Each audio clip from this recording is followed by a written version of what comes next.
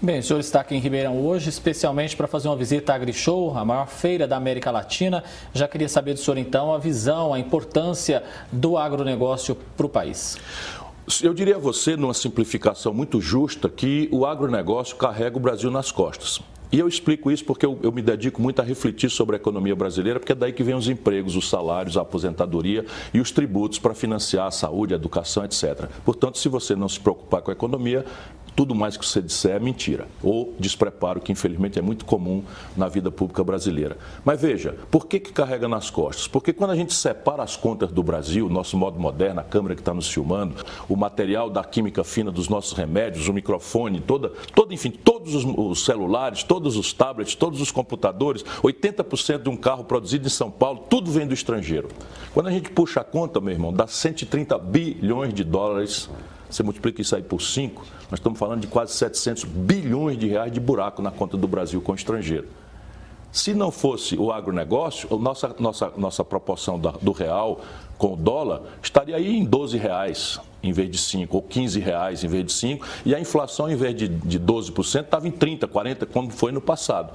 Portanto, o Brasil tem que respeitar o agronegócio, porque nós devemos a esses que acordam mais cedo, que trabalham, não é? Não é a conta da nossa vida moderna. Isto dito, me preocupa muito em diálogo com os líderes do agronegócio, por isso que eu venho sempre à AgriShow, a necessidade que eles têm de fazer uma adaptação ao cenário internacional. Hoje, seja porque, de fato, as novas gerações têm uma preocupação ambiental central na sua formação, seja porque os governos dos países europeus, por exemplo, descobriram o argumento do ambientalismo como uma forma mascarada de fazer o protecionismo. Então, veja bem, se o Brasil continuar dando maus exemplos, e isso é uma minoria, não é? De depredação do meio ambiente, de forma insustentável a produção, de assassinato de populações tradicionais, que, volto a dizer, é uma minoria muito pequena, mas o próprio agronegócio tem que nos ajudar a construir uma opinião nacional em que o agronegócio demonstre que ele, ao pagar a conta da sobrevivência da nação brasileira, faz de uma forma que o mundo inteiro precisa respeitar. E hoje o Brasil está sendo banido da ordem internacional, porque os maus exemplos é que fazem os escândalos na Europa, nos Estados Unidos e até na China. Recentemente, a China credenciou 23 frigoríficos norte-americanos e todo o prejuízo serão dos frigoríficos brasileiros. Recentemente, por conta das inabilidades políticas e diplomáticas do governo Bolsonaro, a China transformou a Argentina no principal parceiro comercial do agronegócio na América do Sul, tirando essa posição do Brasil, que era nossa há mais de quase 25 anos.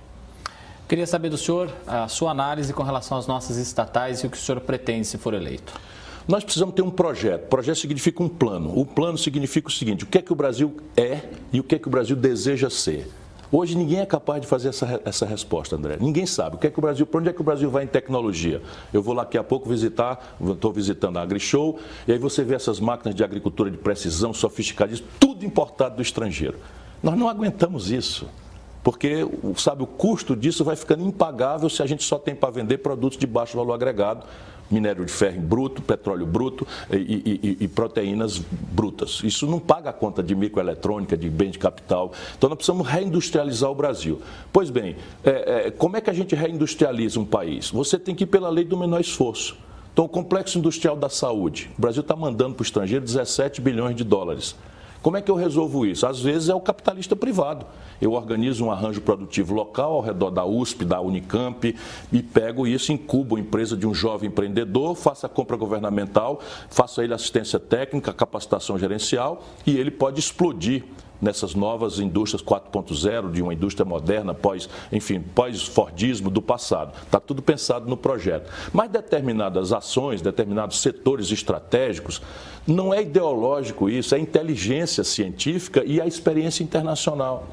Você não pode abrir mão do papel sensível do Estado, seja porque em tecnologias sofisticadas e disruptivas, não existiu jamais na história da humanidade um avanço sem o Estado por trás. Às vezes mascarado. Por exemplo, pouca gente sabe, mas quem criou a internet foi o governo americano. Eles têm um estatal chamado DARPA, que não é uma empresa que não comercializa, mas faz todo o investimento, desenvolve a pesquisa e, ao incorporar o domínio tecnológico, tem um monte de empresa privada, satélite, em que eles transferem essa tecnologia e a compra do governo por razões militares, por razões aeroespaciais, faz com que essas empresas saiam do zero em atividades de alto risco para virarem grandes corporações globais. Nasceu a Apple, nasceu a Microsoft. Se não fosse o governo americano, não existia celular. Foi a DARPA que financiou o celular. Esse domínio HTTP que permite a gente jogar online, videogames, isso daí foi um domínio criado pelo CERN, que é estatal europeu.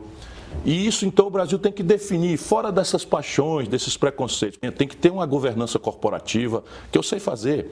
Né? Eu já governei o estado do Ceará, já fui ministro da Fazenda, e eu nunca permiti que as estatais, sob meu controle, fossem loteadas, como o Lula fez com os ladrões aí do Petrolão, etc. Você estabelece um padrão de eficiência, um padrão de governança e controle sobre isso. E prêmios e punições. É assim que bem administra uma estatal.